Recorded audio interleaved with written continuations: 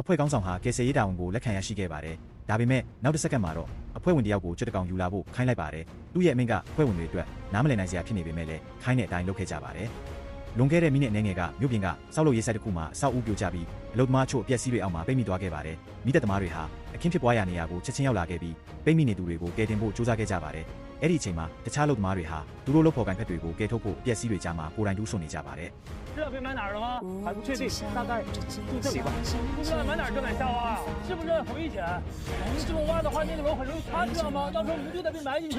ခေါင်းဆောင်ရဲ့စကားကိုကြားတော့တာဝန်ခံကသူ့အမားကိုနားလည်သွားပေမဲ့ဘာလို့ရမှန်းမသိဖြစ်နေပါတယ်။ဒါကြောင့်ခေါင်းဆောင်ကအလုသမားတွေကိုပြင်ထုတ်ခိုင်းလိုက်ပြီးကယ်ဆယ်ရေးကိုသူတို့ပဲတာဝန်ယူလိုက်ပါတယ်။ခေါင်းဆောင်ဟာအဖွဲ့ဝင်တွေကိုတာဝန်ခွဲဝေပေးခဲ့ပါတယ်။မိုက်ကျဲကအသက်ရှင်သူရှာဖွေရေးကိရိယာကိုကင်တွယ်ရမှာဖြစ်ပြီးကျမ်းပေါ်ကတော့ပိတ်မိနေသူတွေရဲ့အခြေအနေကိုသိနိုင်ဖို့ကြွက်ကိုအသုံးပြုရမှာဖြစ်ပါတယ်။တာဝန်ခွဲဝေပြီးနောက်မိသက်သမားတွေဟာချက်ချင်းလှုပ်ရှားခဲ့ကြပါတယ်။မိုက်ကျဲကအသက်ရှင်သူရှာဖွေရေးကိရိယာနဲ့စတင်ရှာဖွေရမှာပိတ်မိနေသူတို့ကိုတွေ့ရှိခဲ့ပါတယ်။ကျမ်းပေါ်ကလည်းသူကိုယ်တိုင်သူတေသနာလုပ်ပြီးလေ့ကျင့်ပေးထားတဲ့ကယ်ဆယ်ရေးကြွက်ကိုအပျက်စီးတွေကြားထဲလွတ်လိုက်ပါတယ်။ဒီသူတေသနာဟာကယ်ဆယ်ရေးလုပ်ငန်းမှာအများကြီးအထောက်အကူပြုလို့သူဟာချီးကျူးကုန်ပြုခံခဲ့ရပါတယ်။ကြွက်နဲ့ကိရိယာတွေရဲ့အကူအညီနဲ့ပိတ်မိနေသူရှိတဲ့နေရာကိုအတိအကျရှာဖွေနိုင်ခဲ့ပါတယ်။ခေါင်းဆောင်စီသတင်းပို့ပြီးနောက်အဖွဲ့ဝင်တွေဟာကယ်တင်ဖို့ရောက်လာခဲ့ပါတယ်။ပိတ်မိနေသူရှိတဲ့နေရာကကြောက်ပြားတွေဟာအကွဲနေပြီးပြိုကျလွယ်တာကြောင့်ကိရိယာတွေမသုံးဘဲလက်နဲ့ပဲတတိထားပြီးဖယ်ရှားခဲ့ကြပါတယ်။အဲ့ဒီနောက်မှာလူနာတင်ကားကလည်းရောက်ရှိလာပြီးစေဘက်ဆိုင်ရာဝန်ထမ်းတွေကမိသက်သမားတွေနဲ့ပူးပေါင်းပြီးကယ်ဆယ်ရေးလုပ်ငန်းကိုဆက်လက်ဆောင်ရွက်ခဲ့ပါတယ်။